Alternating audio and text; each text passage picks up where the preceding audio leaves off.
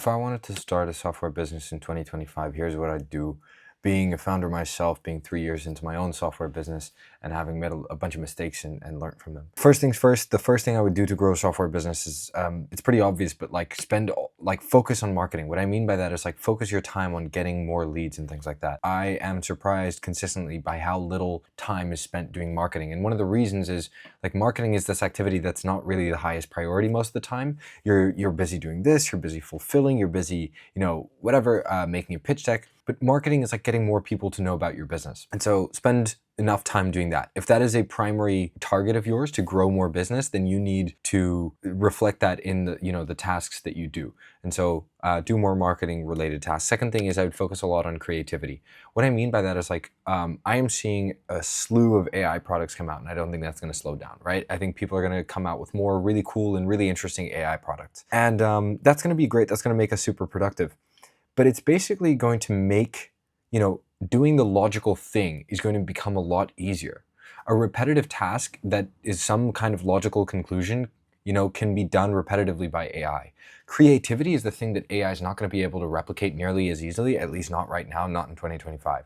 And so I think that's where you can gain more of an edge. And so if you're running a business that competes in a regular industry, the way you can outcompete others, I think, is by using creativity to a greater advantage, because that is where cookie cutter things are going to be insanely scalable with AI, because it's no longer restricted by, let's say before you could get an army of people to do it for you if you had enough money, right? Well, now you don't need that much money. You probably need 30 or 50 bucks a month to pay for a couple AI subscriptions, and you can link it all up and you can do the same thing that an army of people used to be able to do. And so how do you compete in this new business environment? I think it comes down to creativity. The third thing after the creativity thing would be content. And the reason I say content is because I think it's the kind of thing that amplifies everything else that you do. I think it's a pretty worthwhile pursuit, and in some form or another, it's worthwhile to do, just because, if you run an online business, I run a software company and we have an online website. That is essentially our storefront. If that's our storefront, if that is our singular place where customers interact and discover us and read about us, it's like a shop. You walk across the street and you see the shop, right? And maybe you walk in, maybe you don't. But your website is essentially your shop. Social media is kind of it's where people walk around, if you will. They're kind of different streets and town squares. A bunch of people spend time on YouTube, some people spend time on LinkedIn. They're essentially different destinations that you can go to on the internet. And these destinations are where people generally walk around to browse, right?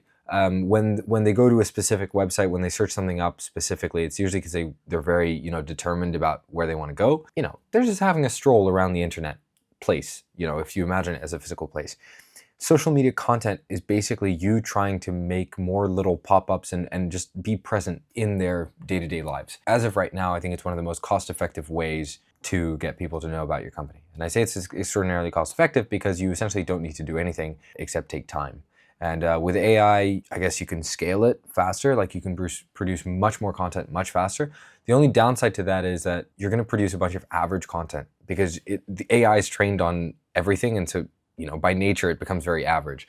So if you want to differentiate yourself there as well, you go back to the creativity thing. Those last two are actually really, really what I'd focus on, is find a way to be creative and find a way to focus on content. I actually apply this myself in terms of the creativity thing. One of the things I'm trying to think about is maybe dedicating 1 or 2 days per week where I try and think of what is a wacky, weird, or unscalable, or just really different way of thinking about this problem that I'm solving, this problem that I'm facing? Can I think of something a little bit more out of the box, and how can I execute on it relatively quickly? Because you do need to do, things that work, you need to do a lot of, right? And you just need to keep doing them. But it's also worth testing a few random ideas. But that portion of random ideas it's typically you need very, very few of those. But I think when creativity becomes really, really key, just having a space where you get to practice that creativity regularly, I think is really great. And it's something that I'm working on and I want to work toward. Better and more original creativity in everything we do in our content and, our company, how we go about things. And then on the content front, obviously, I'm recording this, I'm doing this. I post on LinkedIn and Twitter as well very regularly, every day basically.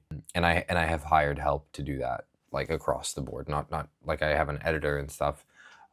Just I have people who help me with content because I am investing heavily into that. But I think you can do that without money as well, which is one of the most incredible things about content. You just need time. So anyway, Do comment if you have any other questions. I guess this advice might seem like it applies to most businesses, but it's, you know, it's true. And the software business is just like any other business. It's a business. You need to market it. You need to grow it. You need to find more customers. That's pretty much it.